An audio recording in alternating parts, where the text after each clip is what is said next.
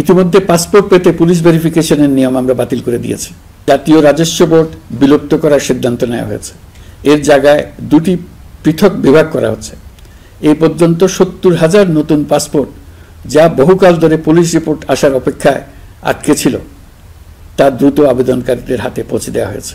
নাগরিকদের হয়রানিমুক্ত ও দুর্নীতিমুক্ত সেবা প্রদানের জন্য সরকার ভূমি সেবা ডিজিটালাইজ করার উদ্যোগ নিয়েছে।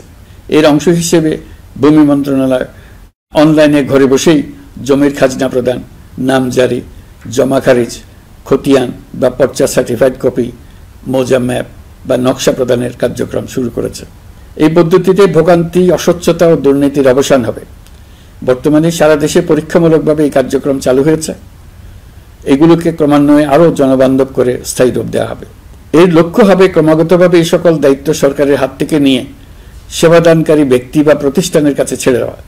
গ্রামের স্কুল কলেজ পাশ করা ছেলেমেয়েরা, গৃহিণীরা ঘরে বসে সারা দেশে এই সেবা দান করবে এবং অনেকে তাদের কৃতিত্বের জন্য প্রসিদ্ধ হয়ে পড়বে। তারা সারা দেশের গ্রাহকদের সেবা নিজের গ্রাম থেকেই প্রদান করবে।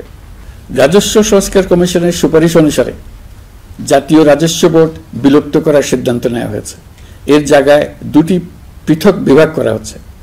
একটি হলো নীতি প্রণয়ন বিভাগ বা জাতীয় রাজস্ব নীতি বোর্ড, অন্যটি বাস্তবায়ন বিভাগ বা জাতীয় রাজস্ব সংগ্রহ বিভাগ।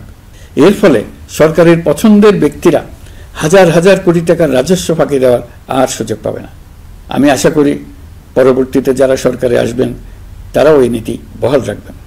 এখনকার যুগ হলো প্রযুক্তির যুগ, সৃজনশীলতার যুগ। আমাদের দেশে ১৭ কোটি নারী পুরুষ, তার মধ্যে তরুণরা হলো বিপুলভাবে সংখ্যাগরিষ্ঠ। বাংলাদেশ মানব সম্পদের দিক থেকে ৮ম বৃহত্তম দেশ। একযোগে এই তরুণরা সৃজনশীলতা প্রকাশের সুযোগ পেলে বন্যার স্রোতের মতো আমাদের দেশ দ্রুত বেগে পৃথিবীর বাজারের মধ্যস্থানে চলে যাবে। এই বিপুল তরুণ গোষ্ঠীর সামনে থেকে পথের বাধা সরিয়ে দেওয়াই হলো আমাদের সরকারের প্রধান লক্ষ্য। প্রযুক্তি আমাদের জন্য সুযোগ সৃষ্টি করেছে। আমরা দ্রুত বেগে এই সুযোগ গ্রহণ করার কাজে নিজেদের নিয়োজিত করেছি। এমনভাবে আমরা প্রযুক্তি ব্যবহার করার কাজে নিয়োজিত হয়েছি যাতে নাগরিকের আঙ্গুলের ইশারায় সরকার তার সেবা নাগরিকের কাছে তাৎক্ষণিকভাবে হাজির করে। তা নিশ্চিত করার জন্য আমরা সেই সেবা দিতে চাই প্রযুক্তির মাধ্যমে, সরকারি অফিসের মাধ্যমে নয়।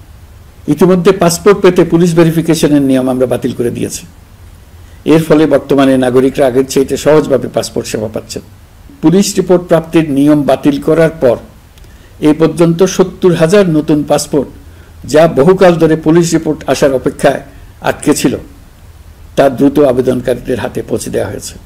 পাসপোর্ট প্রাপ্তি সহজ করার জন্য আমরা পুরনো পদ্ধতি বাতিল করে ইলেকট্রনিক পাসপোর্ট প্রচলন শুরু করেছি। এর ফলে দ্রুত পাসপোর্ট দেওয়া সম্ভব হচ্ছে। দেশের অভ্যন্তরে ই পাসপোর্ট হোম ডেলিভারি দেওয়া সম্ভব হচ্ছে। আগামীতে সকলেই ঘরে বসে পাসপোর্ট পাবেন, এটা নিশ্চিত করার চেষ্টা করছে। পাসপোর্ট দেওয়ার দায়িত্বে নিয়োজিত কর্মকর্তারা অত্যন্ত উৎসাহ সহকারে দ্রুত এসব পরিবর্তন আনার ব্যাপারে এগিয়ে আসছেন দেখে মনটা আনন্দে ভরে যায়। প্রিয়